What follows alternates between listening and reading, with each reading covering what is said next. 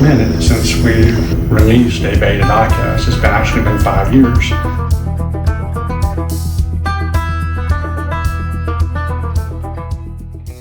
Hey guys, Michael BUCCA brand here. We are super excited to release the baby trick shad for ICAST 2024. Let me talk about some of the bullet points with this bait. It's a 6-inch ABS bait. It's 6 inches long. It has a plastic tail. And one of the cool, unique features about it is it has the swivel hook hangers that we are known for in our resin baits. Comes with two number 2 hooks. It also comes with a spare tail. The bait comes in 10 exciting colors. I mean, from bone to natural colors to a little bit of crankbait color. You got a little bit of everything in there for everybody. It also comes with a spare tail. We are also offering spare tails for purchase as well. And one of the cool things about the spare tail thing that I really like that we don't offer with the regular trick shad is you come in many different colors. The tail color can act as a tracer. So if you use a translucent bait or a bait that really blends in the water and you can't see, you could put a white tail on there or a pink tail on there, and you can use those tails as tracers so you can keep an eye on that bait and see what it's doing at all times. On line selection, I personally like braid, but you can fish it on any kind of line, fluorocarbon or mono. Usually mono and fluorocarbon, you probably want to stay in the 15 to 20 pound range. 15, 17 will probably be ideal.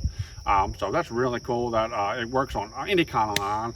Reel ratio, I personally prefer a 7-to-1 ratio reel.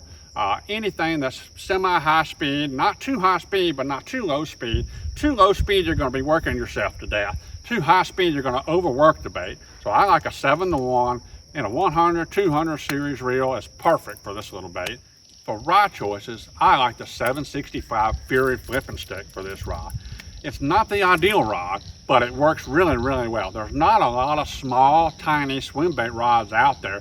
Basically what you need is a heavy duty jerk bait rod so that it has a little bit of tip but has some backbone to throw it. But I'm doing really well with the 765 flip for Dobbins rod and Fury iron. I'm going to talk a little bit about how I work this bait. The cool thing is there's not a wrong way to work it. There's many different ways you can work it.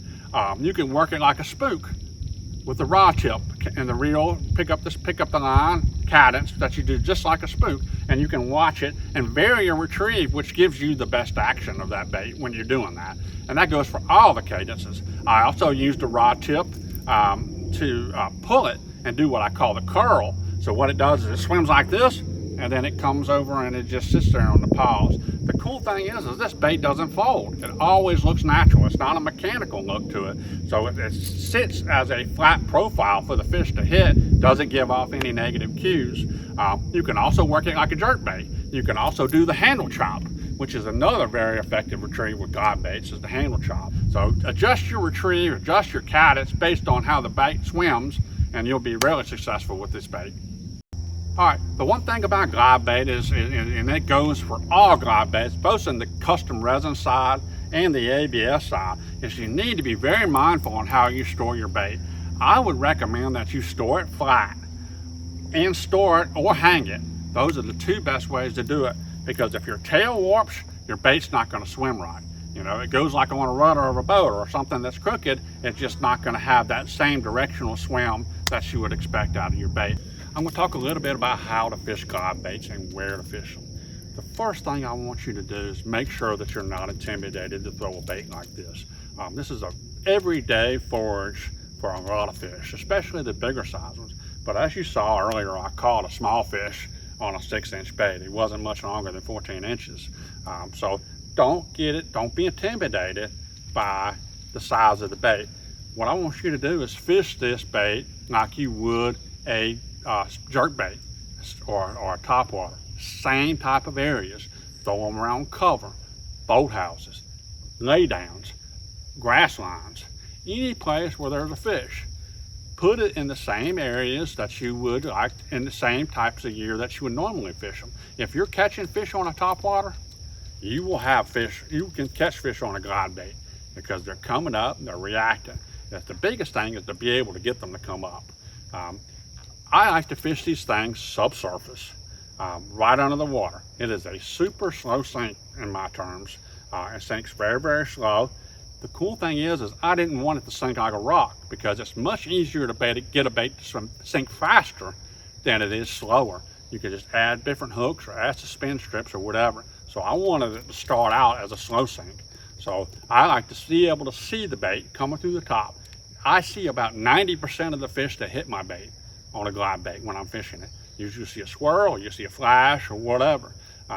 And that's why I like to be able to see it. So you might want to put some cider stripes on it, or like I said earlier, change the tail to white so that you can use this as a tracer, so you can keep a track of where your bait is and you can work it appropriately and see how it's swimming. But don't be intimidated if it throws up. This is what fish eat every day. This is the shape. It looks like a shad, swims like a shad. Does a spinnerbait swim like a shad? Does a trick worm swim like a shad?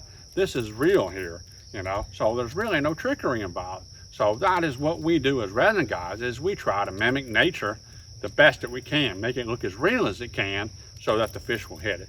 So those are some tips that hopefully help you to catch more fish when you're throwing our new baby trick shad.